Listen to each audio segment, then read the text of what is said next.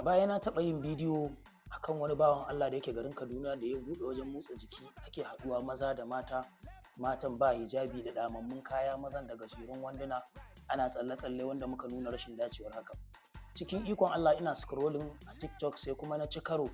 da wannan bidiyon yadda ga mata nan suna motsa jiki cikin hijabi da niƙabi, abin gwanin ban sha'awa, wanda in dai ta wannan sigar ne za a irin wannan motsa jikin to za mu goyi baya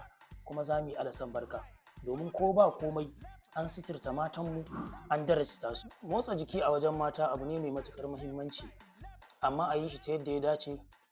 ta yadda zai sai miki mutunci ba tare da ya zubar miki da mutunci ba. Mu daina biyewa zamani da ruɗin zamani, domin shi zamani da zamanin da na yanzu duka hukuncin alkur'ani ɗaya ne, kuma koyarwar manzon Allah guda ɗaya ce. Idan kai amfani da zamani